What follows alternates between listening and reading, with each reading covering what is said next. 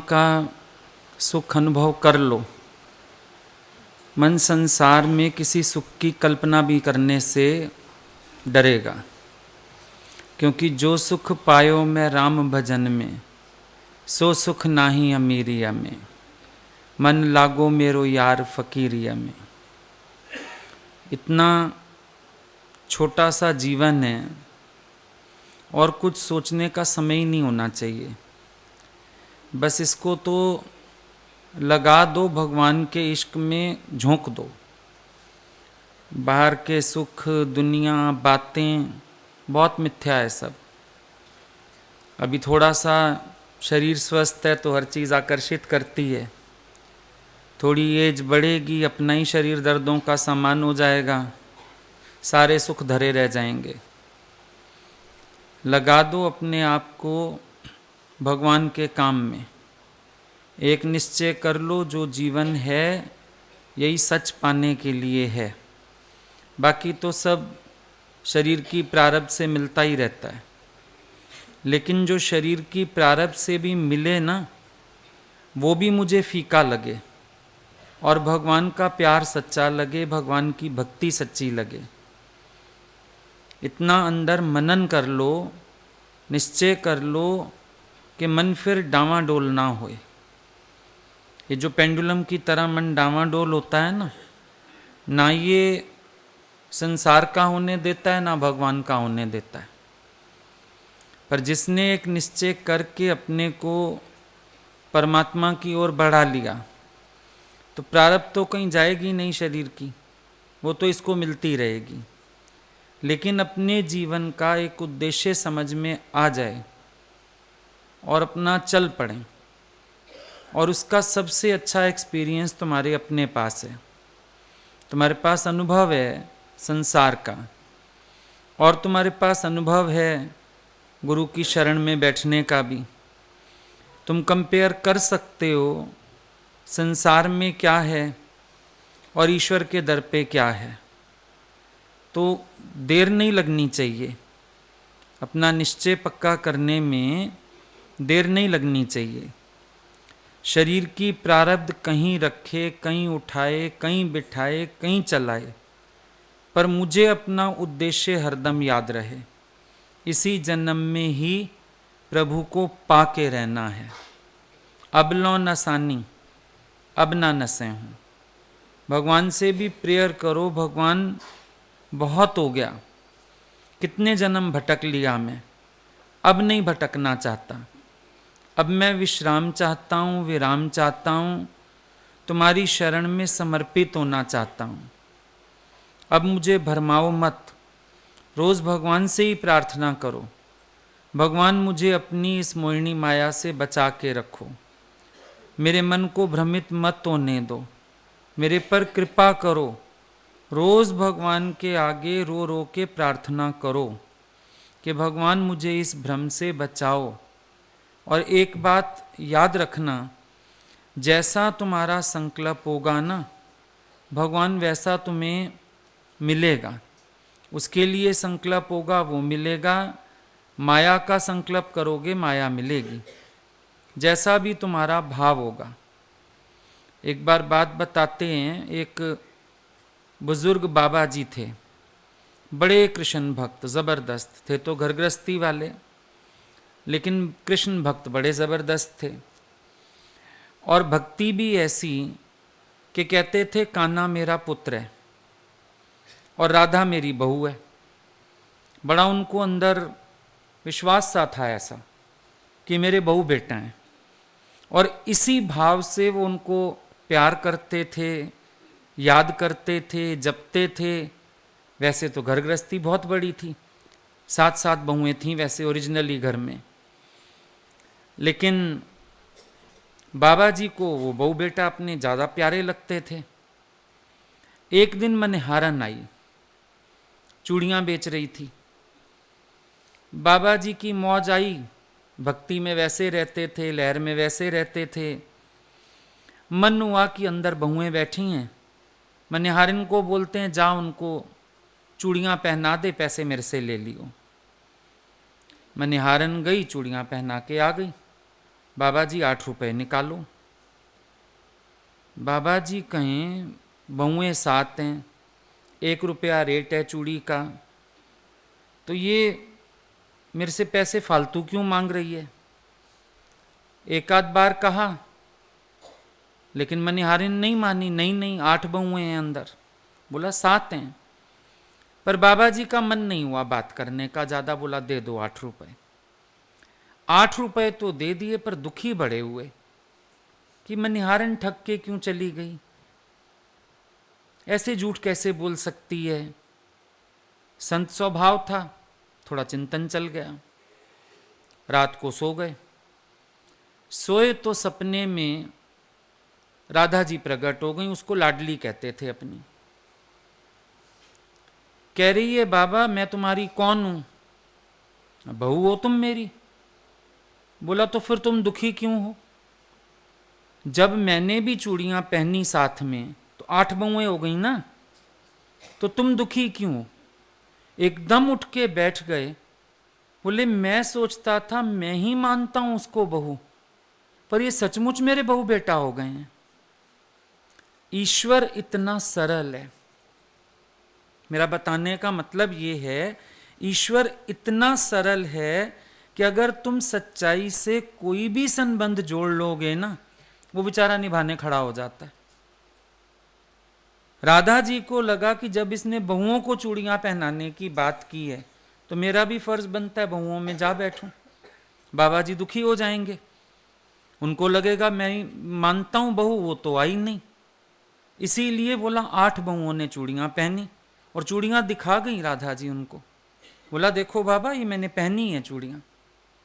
तो इतना ईश्वर अगर सरल है और मेरे हर संकल्प को इतना पानी देता है, मैं देखूं मैंने संबंध कितना जोड़ा है। मेन बात ये वाली है। आज भी अगर अपने अंदर झांकोगे, शायद माया के संकल्प ज्यादा करते हो, परमात्मा का संकल्प कम करते हो। जबकि परमात्मा का संकल्प दृढ़ होना चाहिए। और एक बात नहीं आती, ऐसी बहुत बातें आती हैं। एक बाबा जी मानते थे कृष्ण को अपना पुत्र। मरे तो सबने सोचा भाई संस्कार कौन करे, बेटा तो कोई है नहीं। शमशान पहुंचे, एक लड़का आ गया सफेद कपड़े पहने। बोला ये मेरे पिता हैं। सब हैरान। बोला इसकी गृहस्थी भी थी क्या, बेटा भी था क्या। वो सब हैरान, और लड़का संस्कार करके 1 मिनट में गायब। तब सबको समझ आया जो इन्होंने सारी जिंदगी भगवान को अपना पुत्र माना ना, भगवान अब आ गए और इसकी सदगति कर गए, इसका संस्कार कर गए। ईश्वर का प्रेम इतना आसान है पाना, इतना आसान है। जिस माया के पीछे हम भटकते हैं ना, उसको पाना बहुत कठिन है, बहुत पापड़ बेलने पड़ते हैं। और ईश्वर के नजदीक जाने का तो सिर्फ एक माध्यम, तेरा सच्चा संकल्प। इतना आसान है उसको पाना। और हमने कितना मुश्किल बना रखा है, क्योंकि हम अंदर से सच्चे ही नहीं होते, ईश्वर के प्रति सच्चे नहीं होते। माया के संकल्प सच्चाई से कर डालोगे, पर कभी ईश्वर से संबंध जोड़ा सच्चाई से, काम बच जाए।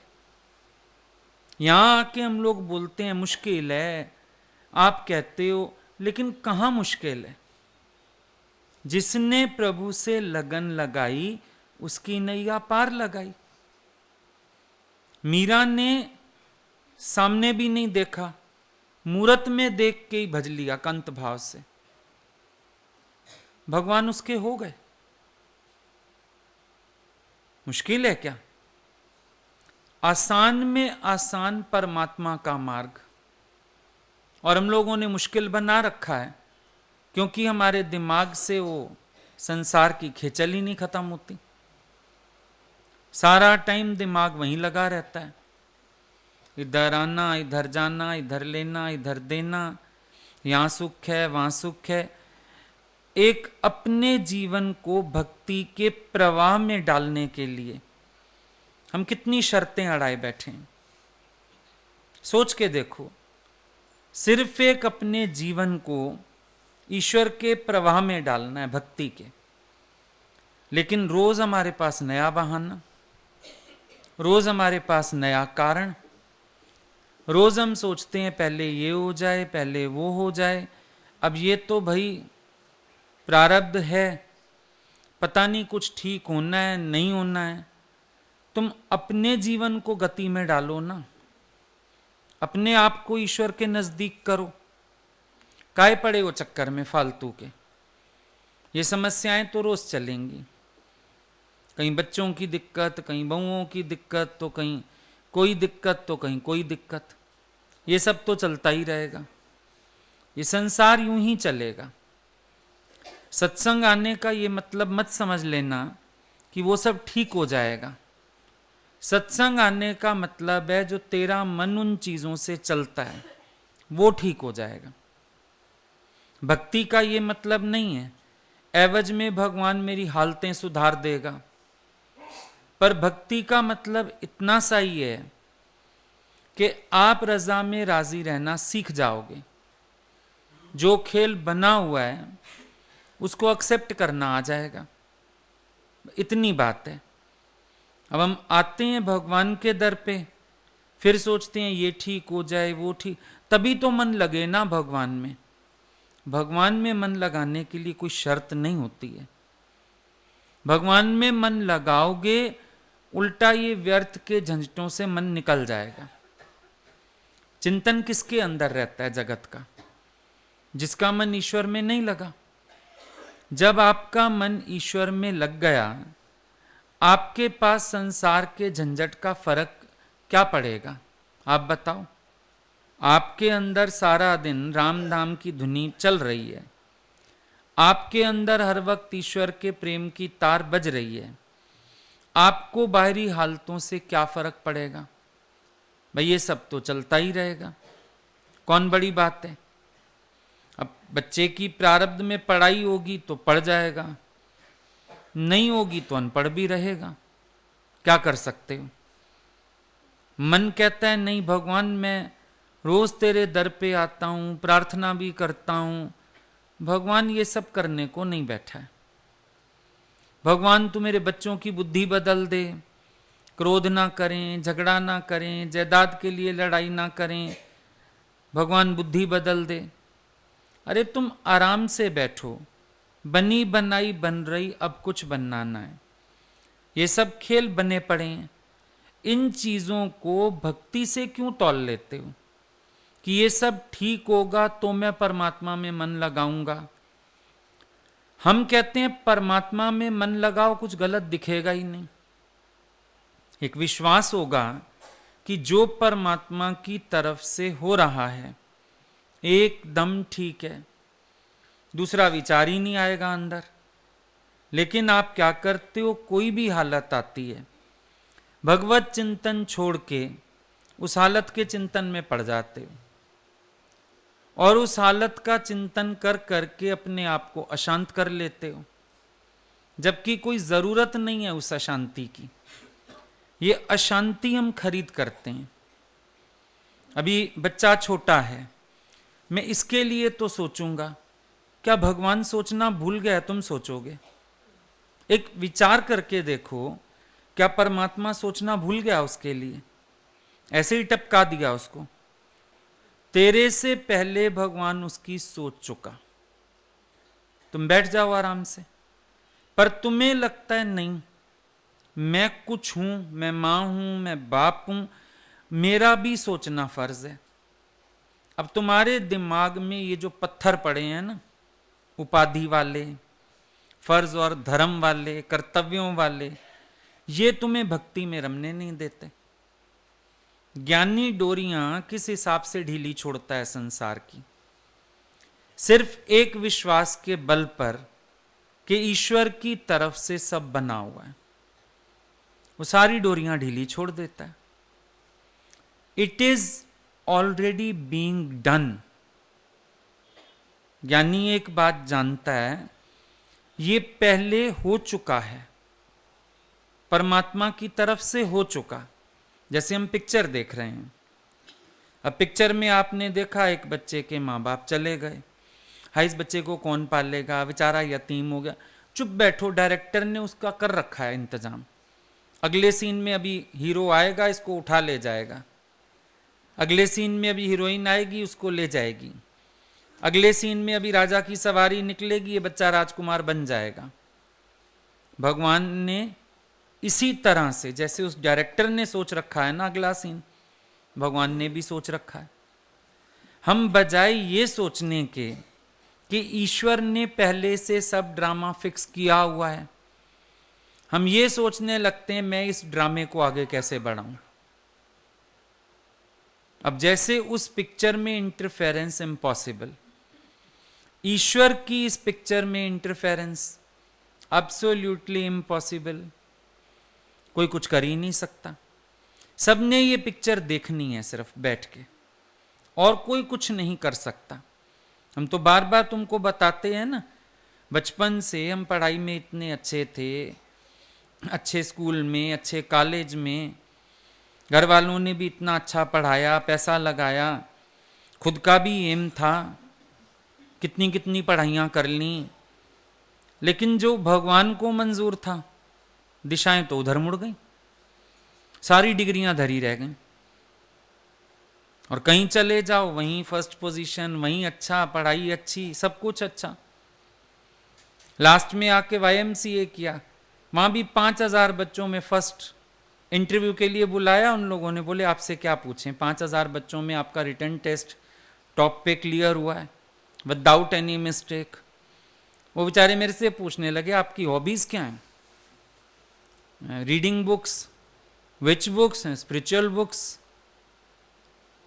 फिर पूछने लगे किसकी ज्यादा पसंद है? मैंने कहा विवेकानंद।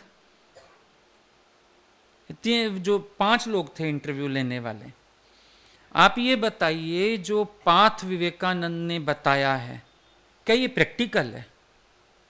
सत्संग तो सुना ही हुआ था, मैंने जो उसको आधा घंटा सत्संग बताया, शुरुआत यहां से की कि हाँ है, कहती हाउ? मैंने कहा माई ओन एक्सपीरियंस। वो तो आंखें बाहर आ गई, 5 के 5 टेबल पे आगे होके बैठ गए। कैसे? जो बताना शुरू किया बस उसके बाद हाथ के हाथ उन लोगों ने वो दे दिया, बोला आप फीस जमा करा दीजिए। सत्संग हुआ आधा घंटा। बाहर आया, बच्चे पूछे क्या पूछा क्या पूछा? मैंने कहा तुमसे बिल्कुल नहीं पूछेंगे जो मेरे से पूछा, तुम निश्चिंत होके जाओ, मेरा बताना बेकार। क्योंकि मैं तो अपने फील्ड की बात करके आ रहा हूं, उन बेचारों ने कुछ पूछा ही नहीं, सीखा उन्होंने, समझा उन्होंने। तो बना के रखा है ना किसी ने खेल। फिर वहां पर भी 7-8 महीना कोर्स कर लिया, 9 महीने का कुल कोर्स। उसके बाद आइस पे इफेक्ट आ गया, डॉक्टर बोले आप ये शॉर्ट एंड तो अभी बंद करो। 1 महीना बचा था खाली। गुरुजी को फोन किया, मैंने कहा ये क्या? बोले तू भी जिद नहीं छोड़ता अपनी, और उसने तो कुछ और सोच रखा है, अब ये सारे बस्ते बंद करके बैठ जा आराम से, भगवान नहीं करने देगा तुझे कुछ, क्योंकि उसको अपना काम कराना है। अब बना हुआ क्या था खेल, और अपने अंदर तो बहुत आता था। CA के 8 पेपर क्लियर किए, ICWA के पेपर क्लियर किए, अपने अंदर तो पता नहीं क्या क्या था, लेकिन बनी बनाई बन रही ना। अपने एक्सपीरियंस से पक्का हो गया, कुछ सोचने की जरूरत नहीं, हमारे लिए सोचा जा चुका है। और शायद वहां बढ़ भी जाते, कर भी, ये जिंदगी थोड़ी होती जो आज गुरु की कृपा से जीवन है। ये जीवन होती, एक ग्रस्त की चक्की होती, कलह कलेश होते, लड़ाइयां झगड़े होते, तेरी मेरी होती, जैसे नाली के कीड़े पड़े हुए हैं हम लोग भी पड़े होते। यही तो होता ना। लेकिन मेरे लिए भगवान ने कितना अच्छा सोचा था। अब बल्कि कभी कभी शर्मिंदगी होती है, हमने अपनी चलाने की सोची भी क्यों? पर उस समय एज छोटी थी, इतना समझ नहीं थी, ज्ञान नहीं था। गुरुजी अच्छे लगते थे ज्यादा, ज्ञान में ज्यादा इंटरेस्ट नहीं था उस समय। लेकिन भगवान ने कितना अच्छा सोचा था। अब उस समय सबने ये भी बोला ये माँ बाप को सुख देने का जीवन होता है, ऐसा होता है, ऋण होता है। पर जो ये लोग आज सुखी हैं, सोचने वाली बात है, कौन अपने माँ बाप को अपने साथ सिंहासन पे बिठा सकता है? कौन अपने माता पिता को इतनी इज्जत दे सकता है? हर कोई बीवी बच्चे ही नोच मारेंगे, तेरे माँ बाप क्यों? हम कहीं जाते हैं ये लोग साथ, हर जगह साथ चलते हैं, चाहे घूमने जाएं चाहे सत्संग जाएं, हर जगह साथ। और होती अपनी घर गृहस्थी तो गाड़ी में हम ही लोग मसां पूरे आते। सोच के देखो ना, मतलब उसके बहाव में बहने में घाटा कहां हुआ? गुरुजी से एक बार बोला, मैंने कहा लोग मेरे को कहते हैं माँ बाप का ऋण होता है। बोला जितना तू उतार पाएगा दुनिया का कोई बेटा उतार ही नहीं पाएगा। और आज हम देखते हैं सच्चाई है कि नहीं है। बादशाहत है इन लोगों के पास, कलेश नाम की चीज ही नहीं है। और घरों में जाके देखो, एक फुल्का खाना मुसीबत होता है घर में, कलेश ही कलेश। और यहां सारा दिन हंसी हंसी, आनंद आनंद। हालांकि मेरा नेचर ही नहीं शुरू से हंसने बोलने का, ज्यादा बड़े रिस्पेक्ट से रहे हम घर में। और ये बच्चे सारे इन लोगों से सारा दिन हंसते हैं, मजाक करते हैं। होली पे सबने ऐसे रंग लगा दिया। किसी को मिल सकता है इतना प्यार? तुम बताओ, मिल सकता है? सारी दुनिया पैर धो धो पीती है। तो ईश्वर के बहाव में क्या नुकसान है? अच्छा, अगर इनके बच्चे को भगवान ने संभाला, तुम्हारे बच्चे को नहीं संभालेगा? फिर तुम क्यों फिक्र करते हो? तुम भी विचार करो, इन्हीं लोगों को देख लो। अगर इन्होंने अपने बच्चे को समर्पित किया तो भगवान ने इनके बच्चे को संभाला, साथ इनको संभाला, तो क्या तेरे बच्चे को भगवान भूल जाएगा? मतलब एक विचार हो ना अंदर, तो जगत की बड़ी सारी दुर्घटनाओं से इंसान बच जाए। एक थोड़ा सा विचार हो अंदर। पर जब हमारे अंदर विचार नहीं होता, हम बिना मतलब का नरक भुगतते रहते हैं। है कुछ भी नहीं, मिलना किसी को कुछ नहीं, जितना मर्जी कर लो। हासिल थींदी है हैरानी, या तो हैरानी परेशानी ये हाथ आएगा। लेकिन अगर चल पड़े ईश्वर के मार्ग पर तो कितना आनंद है। आज हम कभी सोचते हैं बैठ के, सारे दिन में टेंशन के लिए कोई चीज ही नहीं है, ना किसी का लेना है ना किसी का देना है। और घर गृहस्थी वाले लोगों को देखो, लोन है, फलान है, गाड़ी लोन पे ली है, घर लोन पे लिया है, सारा दिन विचारों के पास कर्जे, बच्चे पहले होते नहीं तो टेंशन, हो जाए तो उतरे ठीक हों, कोई 8वें महीने हो गया तो मुसीबत, कोई कैसे हो गया तो आफत। फिर चलो स्कूल जाएं, फिर पढ़ें, फिर सोसाइटी ना गंदी हो, क्या चक्कर ही आ जाते हैं सोच के कभी कभी। कितनी भारी मुसीबत। और हम लोग सुख से जगते हैं, सुख से सोते हैं। भाई बेटा हो गया तो भी बड़े खुश हो, फिर बहू आ गई वो दिन में तारे दिखाती है। लोग कहते हैं दिन में तारे नहीं नजर आते, सब बहुओं वालियों को नजर आते हैं दिन में तारे। देखो जाके, आराम से दिखते हैं तारे, सारा दिन नजर आते हैं। और बेटियां ब्याह दो, हो जाएं सेट तो हो जाएं, नहीं तो वहां सारा दिन सूरज नजर आता है। फिर आफत।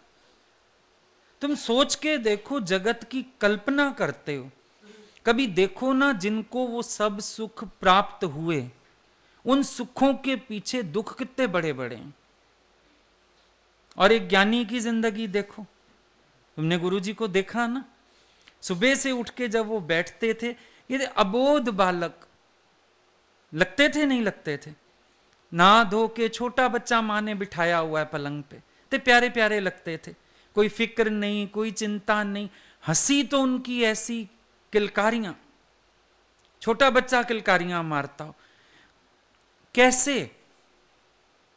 गुरु की कृपा रही ना उन पर, क्योंकि गुरु ने अंदर सब जगत का सफाया कर दिया। जिसके अंदर जगत ना रहा, उसके अंदर सच्ची हंसी आ गई।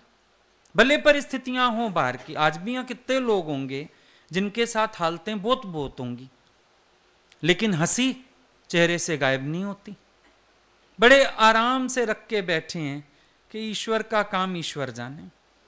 गुरु ने हल्का कर दिया ना, सारे घर के मीटिंग करेंगे, फिक्र करेंगे, पर तुम देखोगे तुम्हारे पास बोलने, जबरदस्ती पार्टिसिपेट करते हो, ना बोली ना मेरे पीछे पड़ जाएंगे सारे, एक दो लाइनें बोल देते हो जबरदस्ती की, पर अंदर वाला कहता है जरूरत नहीं, शांत हो जा, सोच मत, तुझे क्या सोचना।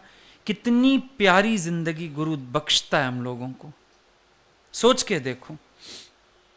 निश्चिंत जीवन, पता नहीं तुम लोग कैसे कहते हो चिंता होती है, हम कहते हैं दादा भगवान की इस दरबार में कोई पैर रखे, निश्चिंत जीवन है, निश्चिंत। आता ही नहीं दिमाग में कल का, कभी नहीं आता, कल परसों तरसों, आज इतना प्यारा है, इसको छोड़ के, इसका एंजॉयमेंट छोड़ के कल की क्यों सोचें। और इतना पता है जिसने आज इतना प्यारा रखा है कल और प्यारा होगा, कल उसकी और कृपा मिलेगी, कल उसका और प्रसाद मिलेगा। हम क्यों फिक्र करें, किसके लिए फिक्र करें। हम क्यों ना ईश्वर से नाता जोड़ के और आराम से बैठ जाएं कि परमात्मा में एक क्षण बाद की नहीं सोचता, जो तुझे करना हो कराना हो तेरी मर्जी। सारा दिन जो हम स्वेटर बुनते हैं संकल्प विकल्प के, क्या फायदा निकलता है इससे, कोई भी नहीं। तेरी बुद्धि से कोई चलेगा नहीं, तेरे कहने से भगवान का खेल बदलेगा नहीं। आराम से बैठो, मुस्कुराते रहो, देखो बैठ के, वाह भगवान जो लीला कर रहे हो बहुत अच्छी, जो हो रहा है बहुत बढ़िया, क्यों फिक्र करते हो। जब रक्षक जाग रहा है, अर्जुन को मारने की प्रतिज्ञा हो गई, भीष्म पितामह ने की प्रतिज्ञा, कल मैं अर्जुन को मार डालूंगा। भगवान कृष्ण दौड़े दौड़े गए अर्जुन के शिविर में, देखते हैं वो टांग पे टांग चढ़ा के सो रहा है। जगाया, तुझे पता है तेरे मारने की प्रतिज्ञा हो चुकी है। बोला फिर, तू टांग पे टांग चढ़ा के सो रहा है। बोला आप जग रहे हैं ना, जब मेरा रक्षक जाग रहा है मैं क्यों ना सोऊं। तो हम सबका रक्षक जाग रहा है कि नहीं जाग रहा है। फिर भगवान को फिक्र हुई, अब मैं कौन सी चाल चलूं जो भीष्म पितामह की प्रतिज्ञा को कट करूं।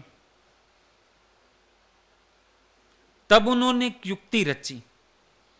उस दिन रात को भीष्म पितामह ने दुर्योधन की पत्नी को बुलाया था कि तुम आना, मैं तुम्हें आशीर्वाद दूंगा अखंड सौभाग्यवती होने का। भगवान को यह बात पता थी। फटाफट द्रौपदी को लेके भीष्म पितामह के टेंट में पहुंच गए।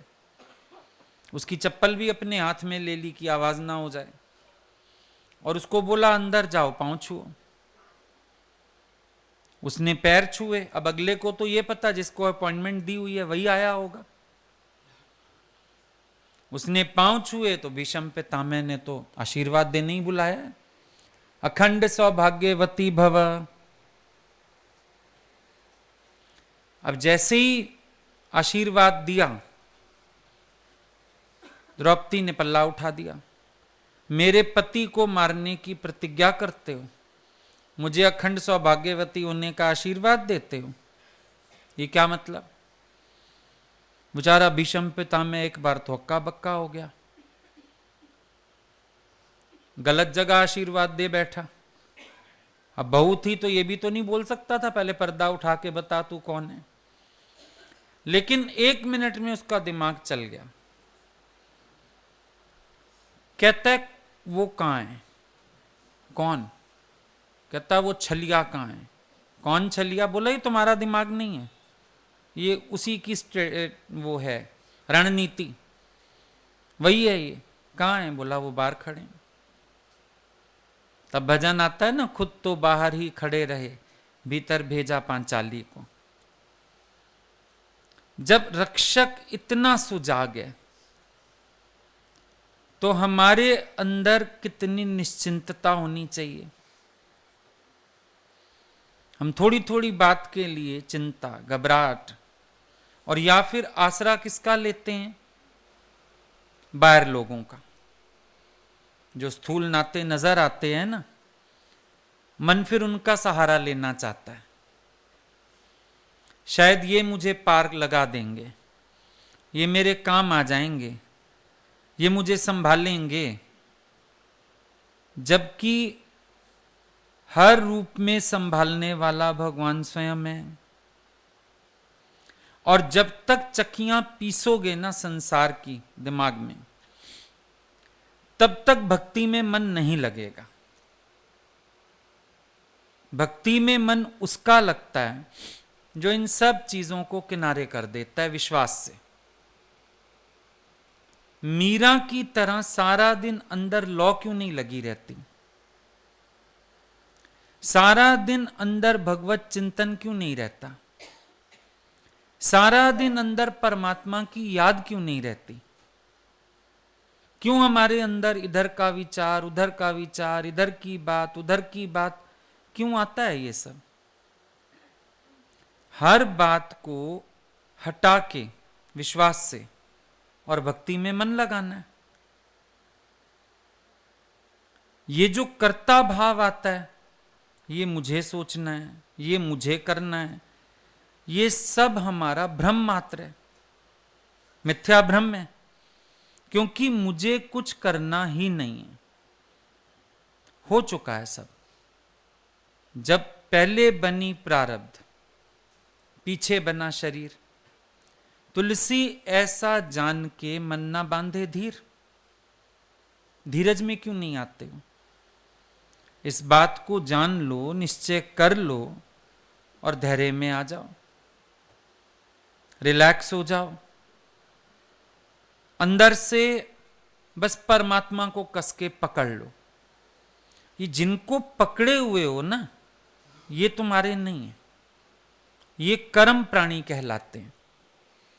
कर्मों का हिसाब पूरा करने के लिए जो तुम्हें मिले हैं, कर्म प्राणी हैं।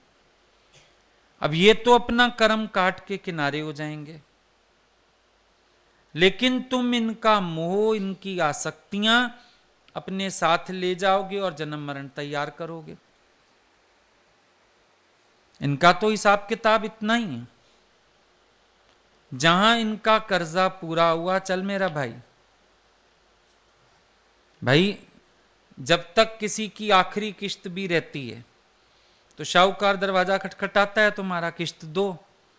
लेकिन जिस दिन उसकी किश्तें पूरी हो गई, क्या फिर वो तुम्हारे दरवाजे पे आएगा? नहीं आएगा। ये जिनको हम संबंधी माने बैठे हैं, ये सब तो शाहूकार हैं, अपनी अपनी किश्त ले जा रहे हैं। किश्त है अपनी अपनी। लड़कियां देखो दहेज ले जाती हैं, फिर बाकी किश्तें रह जाती हैं, थोड़ी थोड़ी बाद में वार त्योहार पे जाती रहती हैं। मोटा एक मूल चला गया, बाकी किश्तें उतरती रहती हैं। जब तक माँ बाप जिंदा हैं बेचारे देते रहते हैं। किश्ती तो है। बेटे जो हैं वो जायदादें ले लेते हैं, किश्ती तो है। लेकिन मोह में आके मन सोचता है मेरा, मैं पालूंगा, मैं रख रखाव करूंगा, मैं बहुत अच्छा करूंगा, दूसरा अच्छा नहीं कर पाएगा, मैं अच्छा पाल लूंगा। ये तो पता नहीं किसने कितना कर्जा किसका देना है, वैसा ही खेल हो जाएगा ये। चले तेरी ना मेरी यहां, तू क्यों सोचे भला? क्या सोचते हो? सोच के भी क्या कर लोगे? सोचियां सोच ना हो वहीं, जे सोची लखवार। लाख बार भी सोचोगे तो भी तेरा सोचा तो कभी ना होगा। तो जब मेरा सोचा होना नहीं, तो मैं सोच के दिमाग क्यों खराब कर रहा हूं? छोड़ दूं ना, कि भगवान को जो करना है करे। मैं आराम से बैठा हूं। अगर सेवा इधर से कराएगा तो भी ठीक है, नहीं कराएगा तो भी ठीक है। भगवान हमेशा बोलते थे अगर सुबह को भगवान शरीर को उठाएगा सबकी सेवा कर देगा, नहीं उठाएगा तबीयत खराब होगी, आराम कर लेंगे। हमें किसी बात की टेंशन नहीं है, हट भी नहीं है, ना ये है करना ही है, ना ये है नहीं करना है। जिस तरफ हुक्म की हवा चलेगी हम साथ चल देंगे। भाई परमात्मा कहेगा अभी शरीर को काम करना है, सेवा करनी है, चलाना है, ठीक है चलाओ भैया। और परमात्मा बिठा देता है, नहीं अभी इसको सुला दो, आराम कराओ, सुला देते हैं, आराम करा देते हैं। जैसा भी बन आए हम उसमें राजी हैं। हमारे जो बुद्धि के घोड़े दौड़ते हैं वो क्यों दौड़ते हैं? काहे के लिए? क्योंकि बुद्धि खाली है, मन तुम्हारा खाली है। अगर अपने मन को ही तुमने भक्ति में बांध रखा हो ना, तो इधर उधर की खेचल तुम्हारे पास हो ही ना। सबसे बड़ी दिक्कत यह है अपने आप को तुमने भक्ति में बांधा ही नहीं हुआ है। मीरा के पास कोई फिक्र क्यों नहीं आई, टेंशन क्यों नहीं आई? उसका पति भी चला गया तब भी नहीं घबराई कि अब तो ये लोग और ज्यादा जुल्म करेंगे, थोड़ा तो मेरे को पति बचा लेता था, वो तो मेरे पक्ष में था। क्यों नहीं आया उसके अंदर ये सब? क्योंकि वो कृष्ण से फुर्सत ही नहीं थी। और कुछ कहां से आता दिमाग में? हमने अभी भक्ति को इतना ही रखा हुआ है, एक फॉर्मेलिटी जितना। पूरा डूबोगे ना, देखो कोई डूब रहा होता है, शोर मचाता है बचाओ बचाओ बचाओ, लेकिन कब तक? जब तक सिर तक डूबा नहीं। जो डूब गया वो बोलने नहीं आएगा, जो बोल रहा है अभी वो डूबा नहीं, कहता यही अरे मैं डूब गया, अरे मैं मर गया, अभी नहीं डूबा। जब पूरा डूब जाएगा तो बोलेगा नहीं। जो बोल रहा है वो डूबा नहीं। एक काम है, हम भी जब डूब जाएंगे भक्ति में, फिर कहने सुनने सोचने योग्य क्या रह जाएगा? कुछ भी नहीं। पर अभी हम डूबे नहीं पूरे, तो आवाजें आती रहती हैं, शोर होता रहता है। जो डूब गया वो संसार को क्या देखने आएगा? लेकिन जो डूबा नहीं उसको पूरा संसार दिखता रहता है। कभी कुछ सोचता है, कभी कुछ सोचता है, कभी कोई विचार करता है, कभी कोई विचार करता है। लेकिन क्यों करते हो कोई भी विचार? क्या जरूरत है? जितनी देर दिमाग को सांसारिक खेचल देते हो, अगर उतनी देर भक्ति में लगा लो मन को, तो ज्यादा अच्छा नहीं है? लेकिन आपका कंट्रोल ही नहीं है। जब दिमाग चलता है ना जगत की तरफ, आप बहते हो साथ, घंटों के हिसाब से बहते हो। कभी ये विचार नहीं करते हो कि मैं अपने मन को लौटा के परमात्मा में लगा लूं। हालांकि सुना 1000 बार होगा, जहां जहां तेरा मन जाता है लौटा के हे अर्जुन मेरे में मन रख। 1000 बार सुना है। लेकिन लौटाते कब हो? घंटों बाद। कभी कभी तो वो भी नहीं याद रहता, लौटाना भी है। चले जा रहा है, चले जा रहा है, दिमाग चले जा रहा है, खेचल होती जा रही है। एक विचार, दूसरा विचार, तीसरा, कितने विचार करोगे भाई? कोई अंत ही नहीं। अपने आप ही पास्ट में खो जाते हो, अपने आप फ्यूचर में खो जाते हो, प्रेजेंट सारा स्पॉइल होता ही जा रहा है।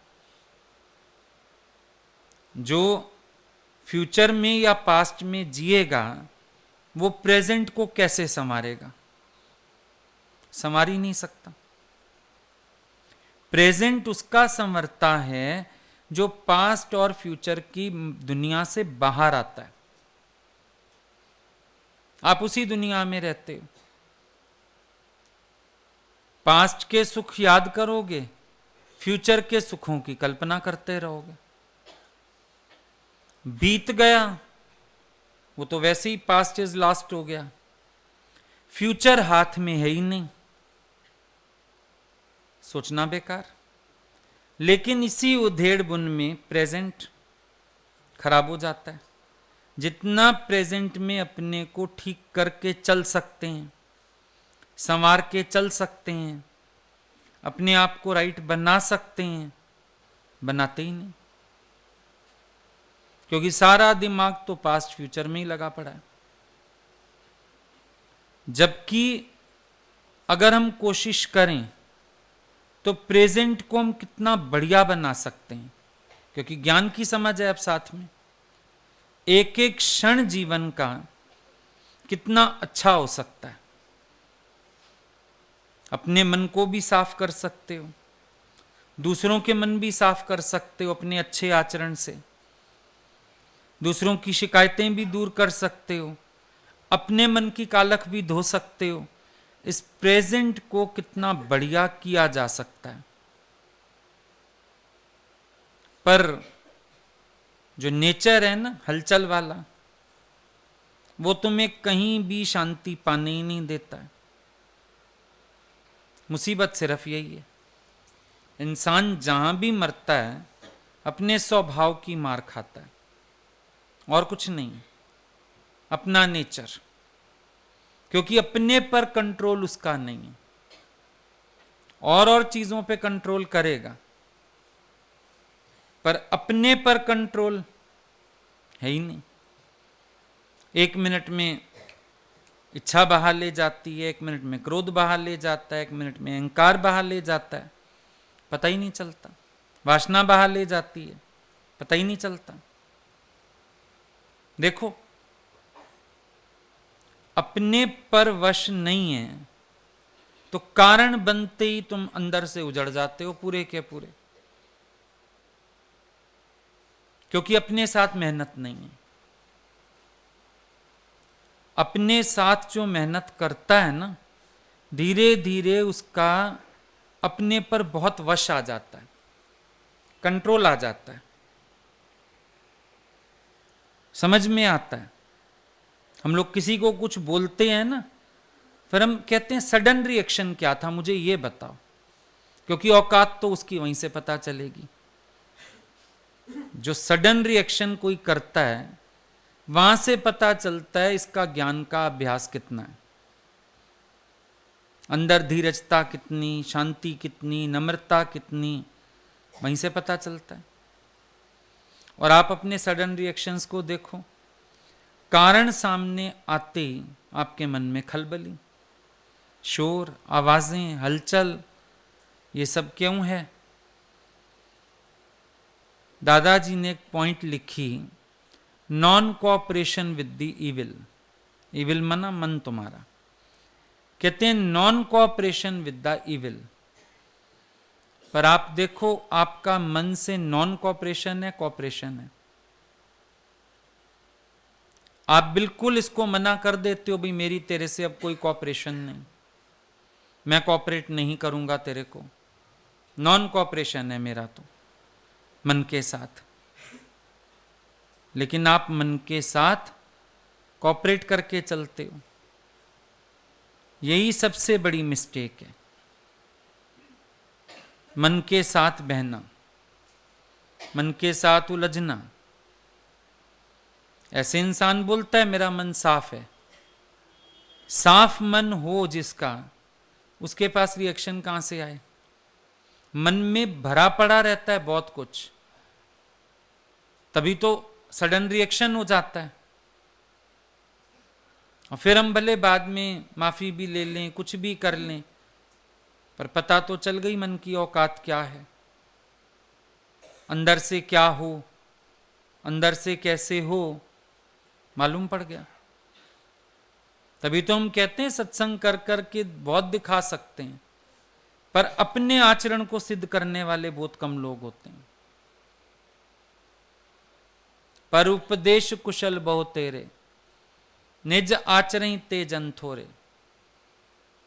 खुद आचरण में लाएं उस बात को वो लोग बड़े कम हैं, उपदेशक बहुत हैं, पर उपदेश कुशल बहु तेरे। बहुत लोग कुशल हैं पर उपदेश को, दूसरों को उपदेश देने में होशियार। और परेशानी कहां पर है? अपने आप को वॉच करने की, जज करने की। क्योंकि अगर हमने अपने को बनाया होता, संवारा होता, तो आज ये मौका दोबारा ना पड़ता हमारे सामने। हमें ये तो क्रोध आ जाता है कि ये मौका क्यों बना मेरे आगे, पर ये नहीं सोचते कि अपने साथ मेहनत हमारी डबल जीरो है। हमारी अपने साथ कोई मेहनत है ही नहीं, हम अपने ही चलते हैं जैसे हमको चलना है। यही तो परेशानी है। और जब गलती हो ना दूसरे की, फटाफट हमसे बात करने आएंगे, चिट्ठी लिख के पहुंचा देंगे, और जब अपनी बात हो तो ऐसे ढक देंगे जैसे कुछ हुआ ही नहीं। मैं तो बहुत दूध का धुला हुआ हूं एक्चुअली। हम भी इंतजार करते हैं 2 दिन 4 दिन, पता चले अगले को अपनी गलती रियलाइज हुई। रियलाइजेशन तो है ही नहीं, कहीं दूर दूर तक नहीं है, क्योंकि खोपड़ी में भरा हुआ आई एम तो 100% राइट।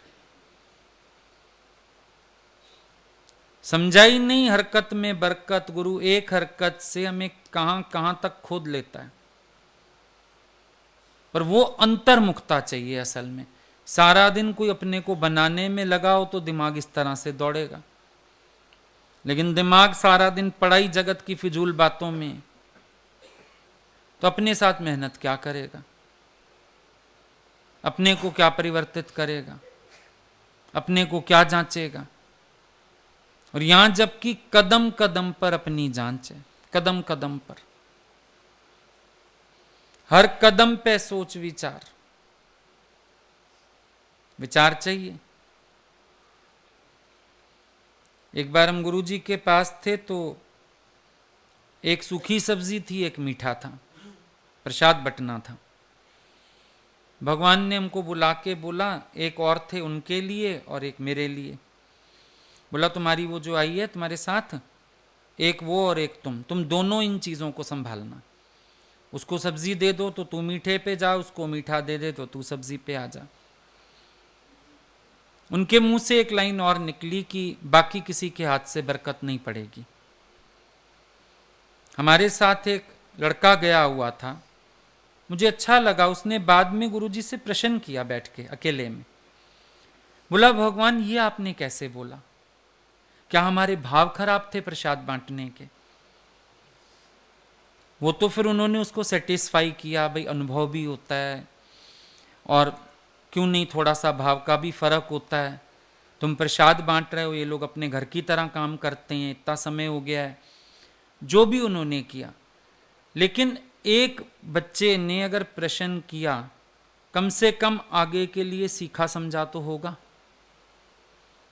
जब कोई अपने को वॉच करता है तभी वो अपने को बना सकता है। जिसकी हैबिट नहीं अपने को वॉच करने की, और किसकी हैबिट नहीं होती वॉच करने की?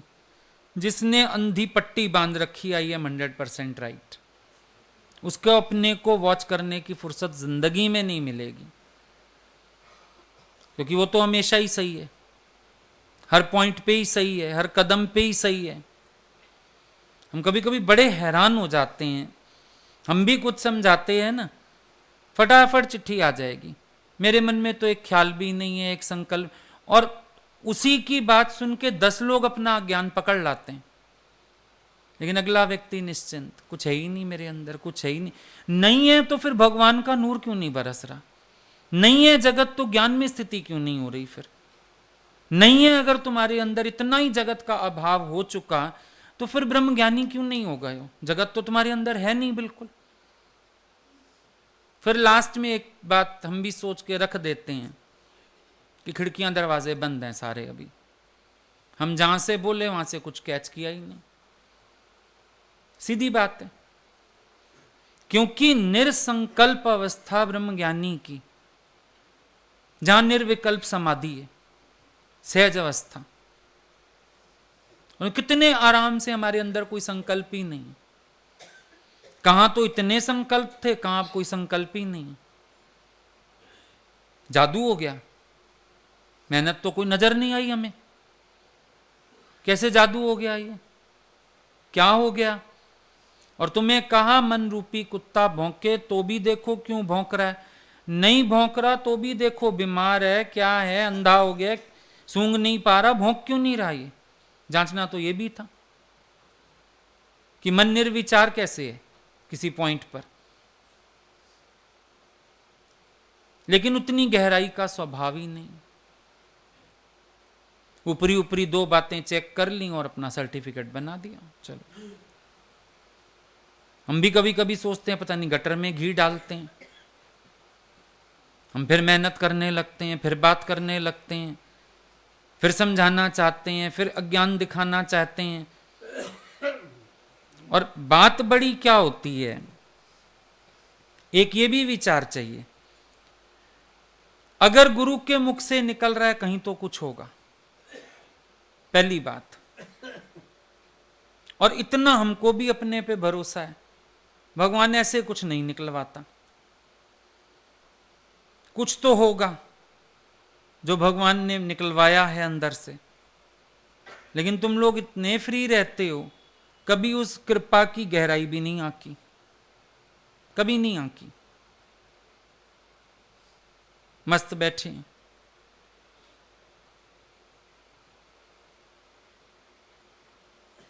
बड़ा अटपटा खेल है, बहुत अटपटा, क्योंकि अपना मन ही बेवकूफ बनाता रहता है। अज्ञान भीतर पड़ा रहता है, मन कहता है ही नहीं, कोई विचार ही नहीं है। कितनी आसानी से तुम बोल देते हो कोई विचार ही नहीं है। हम लोग तो कितने कितने समय तक नहीं कह पाए थे कोई विचार नहीं। भले फुरना उठते ही रौंद डालते थे ज्ञान से, पर पता तो चलता था फुरना उठा है, पता तो चलता था हलचल हुई है, चाहे क्षणिक हुई है तो इसका मतलब जगत तो पड़ा है अंदर। और तुम आराम से बोलेंगे कोई विचार है ही नहीं, बिल्कुल खाली, पोलार लगा पड़ा है, पता नहीं क्या क्या लगा पड़ा है, पूरी ब्रह्म ज्ञानी की अवस्था। और नजर कुछ आता नहीं, व्यवहार में ही नहीं कुछ नजर आता परमार्थ को, तो क्या मानूं मैं?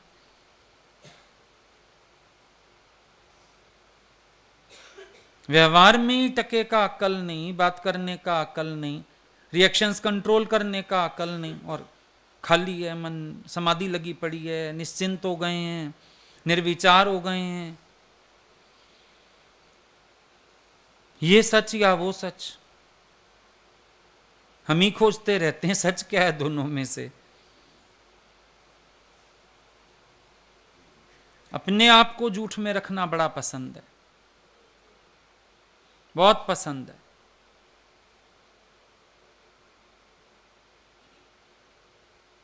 जबकि जांचो परखो अपने को तो बहुत दूर दूर तक मन चलता है जिनसे जुड़ा हुआ होता है। कभी कुछ पाके निश्चिंत है, कभी कुछ खो के चिंतन में है।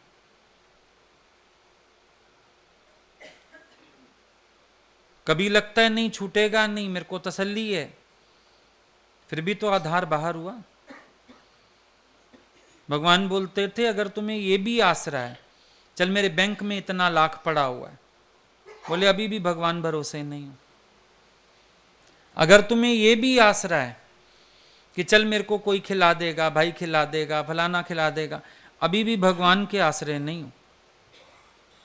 यहां तक बोलते थे अपने को परखो कि तुम्हें आधार तो नहीं है, हो सकता है कल बैंक ही डूब जाए, खत्म हो जाए पैसा, एफडी वेफडी कख ना मिले, फिर क्या करोगे? भाई नजरें बदल जाए, फिर क्या करोगे? इतने तक गुरु बोलता था अपने को जांचना कि तुम राम भरोसे हो या अभी संसार के भरोसे हो। और तुम ना जांचो अपने को तो बड़े निश्चिंत बैठे रहो।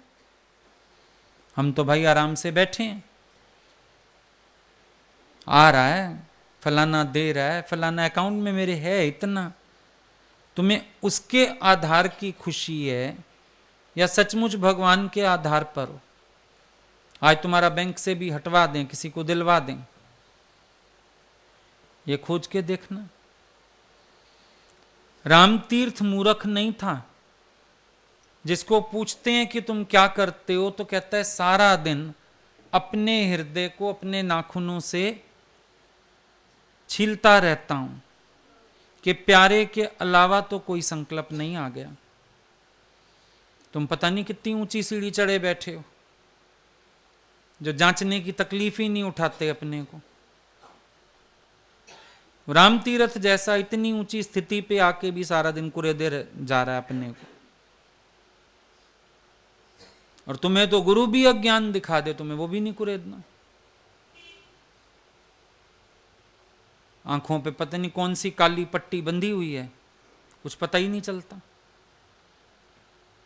कौन सा अज्ञान आ रहा है, कौन से विचार चल रहे हैं, कुछ नहीं मालूम,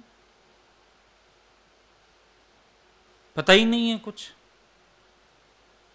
सत्संग सुनाने जाते हैं, खुद को व्यवहार करना नहीं आता, तमीज नहीं बात करने की। ज्ञान सुना रहे हैं बड़ा बड़ा बड़ा बड़ा, 50 लोग आने लगे, 60 लोग आने लगे, तो बंदर भी नाचता है सड़क पे, भीड़ तो वहां भी हो गई। तुमने इकट्ठी कर ली भीड़, तो क्या करें उसको। पर हम पहले तुम्हें तो देखें, तुम क्या हो, तुम्हारी औकात क्या है,